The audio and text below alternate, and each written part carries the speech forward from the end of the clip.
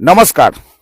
আর ইতিমধ্যে কিন্তু আমরা বেরিয়ে পড়লাম দক্ষিণ চব্বিশ পরগনার কাকদ্বীপের ডক্টর বিধানচন্দ্র কৃষি বিশ্ববিদ্যালয় আঞ্চলিক গবেষণা কেন্দ্রে। আর সেখানে আমরা আজকের আবহাওয়ার যে পূর্বাভাসটা রয়েছে, অর্থাৎ ইতিমধ্যে আমরা দেখেছি যে আকাশ মেঘলা রয়েছে, তবে আজকে যাকে পেয়েছি আপনাদের সঙ্গে পরিচয় নিশ্চয়ই করিয়ে দেবো। ডক্টর অরুণ সেনাপতি, সায়েন্টিস্ট, উনি দায়িত্বে রয়েছেন। যে ওয়েদার কেমন রয়েছে স্যার, যদি দর্শকদের একটু বলেন, কারণ এই মুহূর্তে আতঙ্কে কৃষকরা।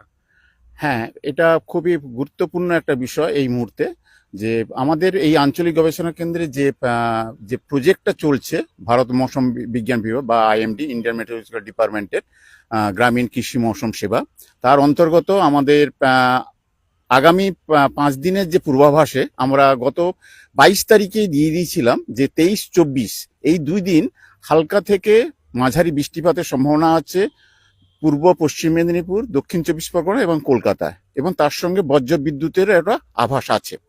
তো তাই জন্য আমরা কি কি করণীয় এই মুহূর্তে চাষি ভাইদের, তো আমরা সেই পূর্বাভাসে জানিয়ে দিয়েছিলাম। যে হোয়াটসঅ্যাপ গ্রুপ আছে, চাষি ভাইরা যে আমাদের গ্রুপে আছেন তাদের কাছে অলরেডি আমাদের ইনফরমেশন চলে গেছে যে এই মুহূর্তে যে মাঠের যে সকল ফসল আছে সেই সকল ফসলের কি কি করণীয়। প্রথমে আমি চলে যাব ধানের ক্ষেত্রে। এখন বোরো ধানের এখন পাশ কাঠি ছাড়ার সময়। এই মুহূর্তে যে ওয়েদার একটু আর্দ্র আবহাওয়া, এবং রাতের তাপমাত্রা কম, দিনের তাপমাত্রাটা বেশি, মেঘলা আকাশ, তার সঙ্গে ঝিরঝিরে বৃষ্টি বা হালকা বৃষ্টি। তো এই মুহূর্তে ধানের যে প্রধান একটা রোগ যেটা হচ্ছে ঝলসা রোগ, সে রোগের সম্ভাবনা দেখা দিতে পারে।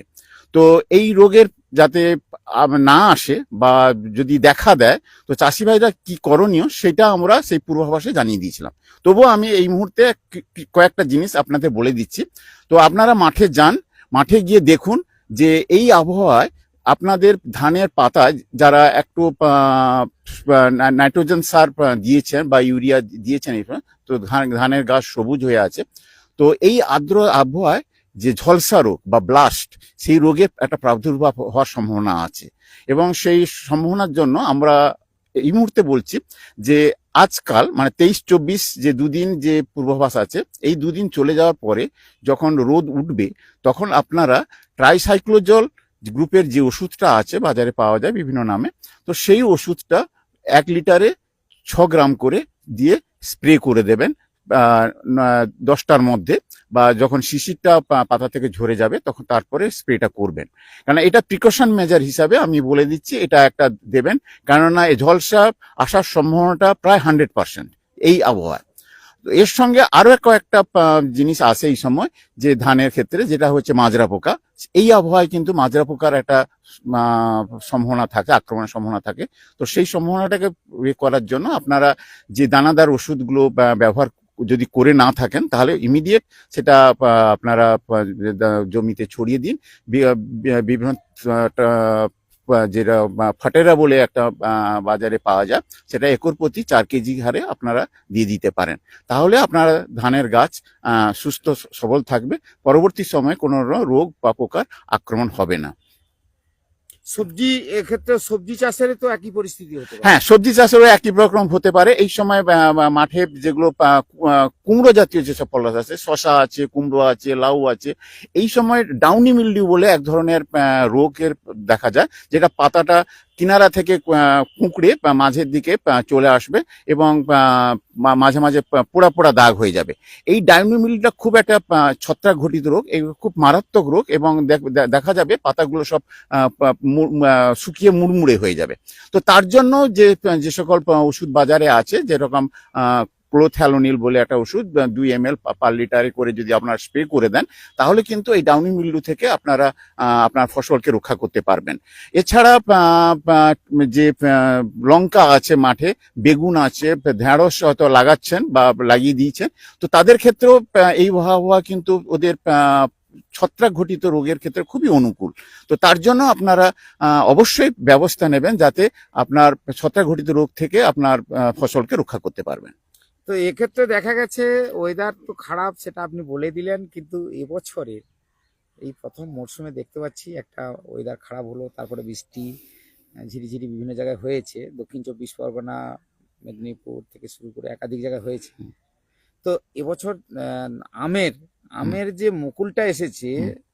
যে পরিমাণে হয়েছে, শুধু যে মালদা যে আমে বিখ্যাত এমনটাই নয়, যে এবছর পশ্চিমবাংলার সব জায়গাতে এত পরিমাণ আমের মুকুল ধরেছে, এগুলো কি থাকবে আদপে? হ্যাঁ, এটা একটা খুব গুরুত্বপূর্ণ এই মুহূর্তের বিষয়। আপনারা দেখেছেন এই বছরে যে আবহাওয়াটা, আমরা এতদিন পর্যন্ত ঠান্ডা আবহাওয়া পেয়েছি, এখনো রাতের তাপমাত্রা 18-19 করে চলছে। এই ঠান্ডা আবহাওয়া থাকার জন্য এবং কুয়াশা যে পরিমাণ হওয়ার কথা সেই পরিমাণ না হওয়ার জন্য আমের মুকুল কিন্তু প্রচুর পরিমাণে আমের মুকুল এসছে। তো এই আমের মুকুল তো রাখার জন্য যে সকল পদ্ধতিগুলো বা যেসব ম্যানেজমেন্টগুলো আমাদের সুপারিশ করি, সেগুলো যদি আপনারা করেন তাহলে কিন্তু আমের মুকুল থাকবে। তবে যে পরিমাণ মুকুল এসছে এবং সেই পরিমাণ আম থাকলে কিন্তু আমের গাছ কিন্তু ভেঙে পড়বে। তো তো তো সেই জন্য বলছি যে কিছুটা ঝরে যাবে, এটা প্রকৃতির নিয়মে, কিছুটা ঝরিয়ে দেবে গাছ। হ্যাঁ, তার গাছের যে যা ক্ষমতা সেইটুকু থাকবে। তো তার জন্য প্রাথমিকভাবে আপনাদের বলবো, এই যে মেঘলা আবহাওয়াতে যে ছত্রাক ঘটিত একটা রোগের জন্য দেখবেন আমের মুকুল আপনার কালো হয়ে যাবে। হ্যাঁ, তো তার জন্য আপনারা যদি এই সময় শুধু খালি শুধু জল একটু স্প্রে করে দেন, যাতে সকালবেলা যে কুয়াশাটাকে ধুয়ে দেন, বা তার সঙ্গে যদি ডাইথেন M45 বা ম্যানকোজেব M45 2 গ্রাম প্রতি লিটার জলে, এবং তার সঙ্গে যদি কোনো যে একটা শোষক পোকা এই সময় আসে, দেখবেন গাছের নিচ দিয়ে গেলে একটা ভন ভন ভন ভন করে একটা মাছি আসে, সেই শোষক পোকাটাও কিন্তু রস চুষে খেয়ে নেয় ফুলের মুকুলের, ফলে কিন্তু আমের মুকুলটা ঝরে যাবে আর কি। তো সেই জন্য আপনারা যে কোনো কীটনাশক যদি আপনারা একটা এবং তার সঙ্গে ডাইথেন M45 দুটো মিশিয়ে যদি স্প্রে করে দেন, তাহলে কিন্তু আমের মুকুলগুলো থাকবে। শুধু আমের মুকুল নয়, এই সময় কিন্তু কাঁঠালেরও একটা আপনার ফুল আসে, মুচিগুলো দেখবেন কালো কালো হয়ে যায়, সব ফুল আসে। অতএব সেই জন্য বলছি যে আপনারা এই সময় একটু যত্ন নিন, গাছের গোড়ায় যদি রস না থাকে একটু জল দেবেন অবশ্যই। শুধু জল, কিছু যদি ওষুধ না দেন, শুধু জল দিয়ে জলই স্প্রে করে দিন, তাতে কিন্তু আপনার আমের যে উপরে যে কুয়াশা বা যে সকল ছত্রাকগুলো সেগুলো ধুয়ে গেলেও যে পরিমাণ আম থাকবে সেটাও কিন্তু আপনার আপনার থেকে আপনি ভালো লাভ পেতে পারবেন। এতক্ষণ দর্শক যারা দেখলেন এবং কৃষক বন্ধুদের জন্য একটা সুবার্তা, সুখবর তো আমাদের স্যার বলেই দিলেন, ডক্টর অরুণ কুমার সেনাপতি, যিনি কৃষি দপ্তরের দায়িত্বে রয়েছেন, এবং তিনি বললেন যে এই মুহূর্তে আকাশ যদি খুবই খারাপ, বলতে মেঘাচ্ছন্ন আকাশ, তার পাশাপাশি বেশ কিছু জায়গায় ছিটেফোঁটা বৃষ্টিও হয়েছে, কোথাও ভারী বৃষ্টি একটু হয়েছে। তো সেক্ষেত্রে চাষিদের ক্ষেত্রে যা যা বলা হয়েছে সেগুলো কিন্তু স্যার বলেই দিলেন। তবে আমার মনে হয় যে সমস্ত কথাগুলি উনি বললেন, আপনারা মনোযোগ সহকারে শুনে আগামী দিনে আপনাদের যে সমস্ত চাষ রয়েছে সেগুলোকে আপনারা রক্ষা করতে পারবেন। ঠিক ওয়েদারটা এইভাবে চলছে, তবে ওয়েদারটা স্যার কতদিন এই ওয়েদারটা 2 দিন একটা ছোট্ট একটা লঘু চাপ হয়েছে, যে ডিপ্রেশনের টাইপের বঙ্গোপসাগর, তার জন্য এই এটা হয়েছে। এটা 2 দিনের পূর্বাভাস আছে আমাদের যে আঞ্চলিক আবহাওয়া দপ্তর আছে আলিপুরে, সেখান থেকে আমরা যে গত পরশু আর কি 21 তারিখে যে ইনফরমেশন পেয়েছি, এটা 2 দিনের ফোরকাস্ট, মানে 23 এবং 24-এ। আজকেও এইরকম ওয়েদার থাকবে, হয়তো আগামীকাল হয়তো এটা পরিষ্কার হয়ে যেতে পারে, তবে আগামীকালে আমরা পূর্বাভাস আমরা আপডেট দিয়ে দেবো পরবর্তী সময়। বৃষ্টির কি সম্ভাবনা? বৃষ্টির সম্ভাবনা আছে, খুব হালকা। এই মুহূর্তে আমি পূর্ব মেদিনীপুরে যেটা বৃষ্টির কথা বলছে, পূর্ব মেদিনীপুরে বেশ মাঝারি ধরনের বৃষ্টি হয়েছে, কিন্তু দক্ষিণ 24 পরগনায় যে বৃষ্টির পরিমাণটা খুবই ছিটে ফোঁটা, এবং ডায়মন্ড হারবার থেকে পুরো দেখে আমি দেখছি যে খুব হালকা একটা বৃষ্টি হয়েছে। তবে এই বৃষ্টিতে কিন্তু আপনার ধানের খুব একটা ক্ষতি হবে না, কিন্তু মুশকিল হচ্ছে যে ওয়েদারটা, যে মেঘলা আবহাওয়া এবং আর্দ্র আবহাওয়া, এটা কিন্তু ছত্রাক ঘটিত রোগের একটা খুব অনুকূল পরিবেশ। তো এক্ষেত্রে বুঝতে পারলেন কৃষক বন্ধুরা, তা আপনারা নিশ্চয়ই চোখ রাখুন, দেখতে থাকুন গ্রামীণ কৃষি শিল্প সমাচার পেজ। তো বরাবরই আপনাদের কাছে এইভাবেই খবরগুলো তুলে ধরে, আজকেরও আমরা তুলে ধরলাম।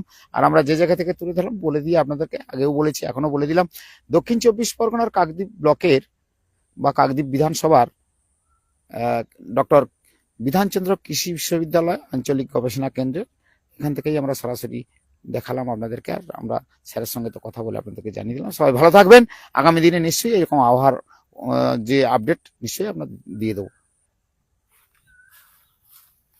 ঠিক আছে।